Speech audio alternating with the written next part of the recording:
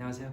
제가 오늘 그 강의를 해드리려고 하는 내용은 바로 이 책에 있는 이 책에 있는 내용입니다.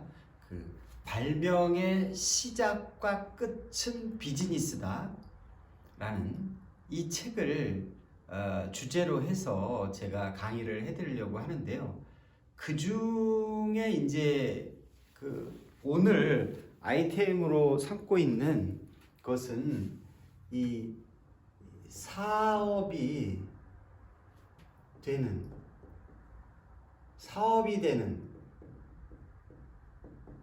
비즈니스가 되는 발명의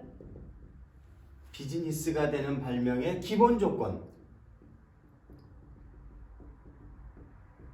조건에 대해서 말씀을 드리고자 합니다.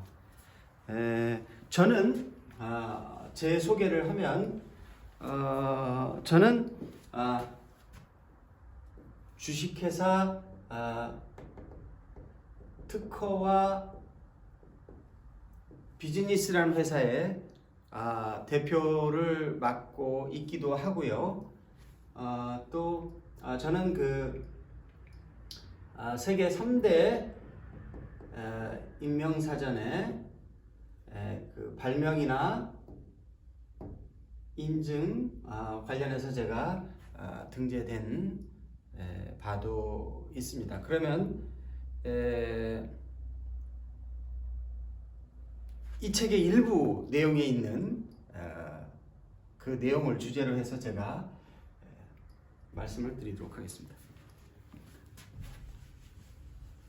드릴 말씀은, 자, 그러면 이 발명을 했는데 그게 사업이 되기 위해서는 첫째 이제 시장성을 먼저 봐야 되고요. 개인들이 발명할 때. 그 다음에 법령의 문제도 있습니다. 그 다음에 문화의 문제도 있고, 그 다음에 선행기술의 문제도 있고, 또 이 시제품을 어떻게 할 것이냐, 평소에 메모는 어떻게 할 것이냐, 이런 것들을 한번 오늘 저희 말씀드리도록 할 텐데요. 먼저 이 발명을 할 때 아무리 좋은 아이디어도 시장성이 없으면 소용이 없는 것입니다. 그래서 맨 처음에 발명이나 아이디어가 떠올랐을 때는 그것이 과연 세상에 어느 정도의 수요가 있을지를 생각을 하셔야 됩니다. 그걸 시장 규모라고 하죠. 예를 들자면 한국 내의 전체 시장 규모가 예를 들자면 100억이다. 너무 적은 겁니다. 한국 전체 시장 규모가 100억 정도밖에 안 된다. 또는 50억이다. 그러면 이 발명을 가지고 사업을 하기에는 상당히 부적합한 것입니다. 왜냐하면 우리나라 전체가 100억이라고 했을 때 이게 침투율이다라는 표현을 쓰는데요. 이 100억 중에 내가 이 시장에 들어가서 과연 몇 퍼센트를 내가 먹을 수 있을까? 몇 퍼센트를 받을 수 있을까? 이 사람이 이 100억 시장을 다 먹을 수는 없거든요. 그래서 우선은 시장의 수요가 얼마가 있는지를 판단하는 것은 매우 중요합니다. 그 다음에 시장성과 더불어서 고려해야 할 것은 그 제품이 법령에 저촉이 되는지 여부입니다. 법령의 문제. 자, 어떤 사람이 발명을 했는데요. 자동차의 타이어를 발명했습니다. 근데 타이어가 예를 들자면 좀 특수한 타이어입니다. 특수 타이어. 그래서 형태가 좀 달라요. 이런 경우에 이 국토부의 허가를 맡아야 되고, 또 법령 관련한 자동차 관련한 법령도 바꿔야 돼요. 근데 이거를 바꾸려면 이건 대기업이 아니면 힘듭니다. 이 자동차 관련한 국토교통부에서 법령을 바꾸려면. 근데 이 학생이 이런 걸 했어요. 학생이 이런 발명을 했어요. 과연 이게 성공하기가 너무 어렵다는 거죠. 이런 발명은 하시면 안 됩니다. 물론 이 중에서도 정말 혁신적인 아이디어가 있다면 누군가가 이 법령 자체도 다 바꾸어 줄 수가 있겠죠. 그래서 두 번째로 발명을 할 때는 법령에 지나치게 저촉이 되는 거는 좀 유의가 필요하다는 거고요. 그 다음에 문화적인 문제를 생각해야 됩니다.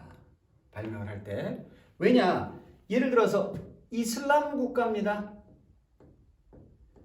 이슬람 국가에 수출하려고 해요. 근데 이 발명의 내용이 여성들의 노출이 심한 거예요. 그럼 되겠어요? 당연히 안 되겠죠. 그리고 어떤 사람이 발명을 했습니다. 근데 발명의 이 넥타이예요. 넥타이입니다. 근데 이 넥타이가 뭐냐? 여성용 넥타이예요. 근데 일반적으로 여성들은 넥타이를 잘 하지 않지 않습니까? 근데 여성용 넥타이입니다. 문화가 트렌드를 바꿔야 돼요. 이럴 때는 트렌드를 바꿀 만한 혁신성이 엄청 강해야 되는 겁니다. 근데 여성용 넥타이 또는 남성용 넥타이인데 이 넥타이가 예를 들자면 이렇게 예를 들자면 네 갈래 꽃처럼 된 넥타이예요. 이러려면 이런 넥타이를 발명했다고 보면 생뚱맞다고 생각해서 일반인들이 넥타이를 착용을 안 해요. 물론 신규성, 새롭고 진보적인 게 엄청 좋다고 한다고 하더라도 이것은 오랜 동안 문화적인 게 있기 때문에 이것을 바꾸려면 아주 상당한 변화, 세계적인 스타가 이걸 하고 나왔다든지 그런 문화적인 변화를 줘야 돼요. 그래서 이런 발명을 할 때는 조심해서 신중하게 해야 된다. 아무리 좋은 발명도 안 된다는 겁니다. 그 다음 이 발명을 해서 이 시제품을 만들지어고 발명을 하면 사람들이 자꾸 실수하는 게 시제품을 아주 죽기 살기로 만들려고 해요. 그래서 어떤 중소기업이나 개인이 발명을 했어요. 그래서 시제품을 만들었습니다. 시제품 만드는데 10억 들은 거예요. 시제품 만들 때 간단하게 볼펜이나 기구는 간단하게 할 수 있지만 어떤 장치나 이런 것들은 만드는데 10억이 들 수도 있고 100억이 들 수도 있고 그래요. 근데 시제품을 만드는 비용은 나중에 양산 비용보다 많이 들어요. 왜냐하면 실패 비용이 있습니다. 실패 비용이 들어갑니다. 실패 비용. 맨 처음에 하나 만들려고 생각하면 이게 1억이었는데 자꾸 실패를 하니까 또 만들고 또 만들다 보면 1억으로 생각한 게 10억이 될 수 있습니다. 그래서 시제품은 굳이 너무 함부로 만들지 마라. 그럼 어떻게 해야 되느냐? 이걸 남들한테 설명도 하고 그래야 되는데 애니메이션이라든지 또는 모고 작업을 한다든지 3D 프린터로도 한다든지 그래서 일단 간단하게 발명을 구현만 해보는 걸로 해야지 지나치게 시제품에 집착해서는 나중에 자본이 다 떨어지고 사업할 때쯤 진짜 마케팅도 못하고 망하는 경우가 많습니다. 그래서 시제품은 만드는 것은 여러 가지 합리적으로 저렴하게 만들 필요가 있습니다. 또 발명을 할 때 조심해야 되는 것은 유의해야 될 사항은 뭐냐? 내가 생각하기에 아주 창조적이고 혁신적이다. 내가 생각하기에 창조적이고 혁신적이지만 이게 이미 미국에서 10년 전에 있었을 수도 있어요. 있었을 수도 있습니다. 그럼 이게 사업 망하는 거냐? 아니에요. 있었을 수도 있습니다. 그런데 내가 좀 창조적으로 이걸 좀 개량한 부분이 있다면 그 개량한 것을 가지고 지적재산권을 취득하시면 되는 거예요. 그런데 본인의 새롭다고 하는 발명이 선행하는 기술들이 있는지는 알아야 됩니다.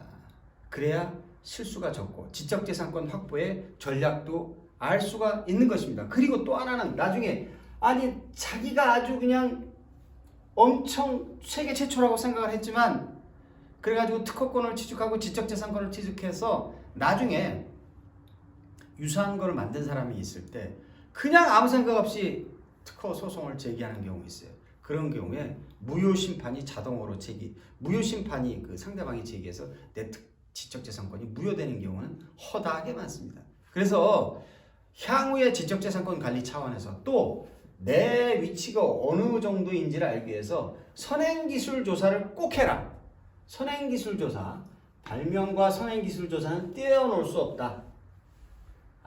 발명을 했으면 아이디어가 나왔으면 발명이나 아이디어가 있으면 선행기술을 조사해라. 선행기술 조사는 매우 필수적입니다. 꼭 해야 됩니다. 자, 여러 가지 지금 제가 몇 가지 발명이나 아이디어를 할 때의 사업화와 관련해서 몇 가지 주의사항 또는 뭐 이런 거를 말씀을 드렸는데요.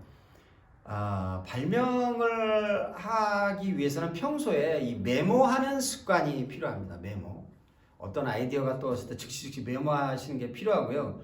그리고 꼭 세계 최초의 아이디어가 사업에 성공하는 게 아닙니다.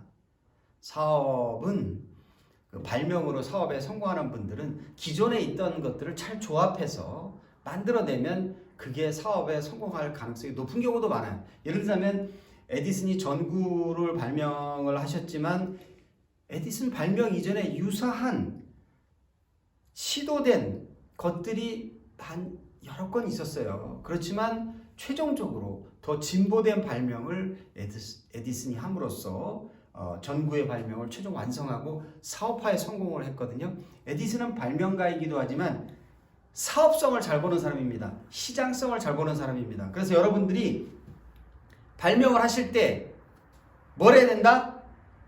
발명도 중요하지만 그것이 과연 남들이 이거 물건을 사갈 가능성이 높은지 또 시장성이 좋은지 원가가 너무 많이 올라가는 것인지 여러 가지 그런 백그라운드를 먼저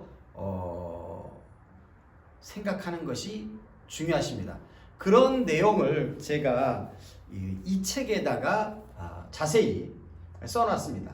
그래서 이 책을 통해서 그 발명하는 그런 팁이나 노하우를 아실 수 있고 또 학생들은 또 발명대회에 나가서 어떻게 상 타는지도 기재되어 있고 또 일반 기업에서는 이 지적재산권 관리를 어떻게 해야 되느냐 그 경고장이 왔을 때 어떻게 하면 좋냐 대응을 어떻게 하느냐 그런 것들을 제가 기업의 그 지적재산 법무팀 이런 곳에서 한국이나 미국 또 이런 사례들을 실제로 오랫동안 경험하면서 실제 있었던 사례들을 중심으로 해서 그렇게 기재했기 때문에 그 학생들은 그 발명이나 아이디어 차원에서 충분히 보실 수 있고 그 다음에 이 기업에서 특허 지적재산권 담당자들은 실무적인 내용이 있습니다.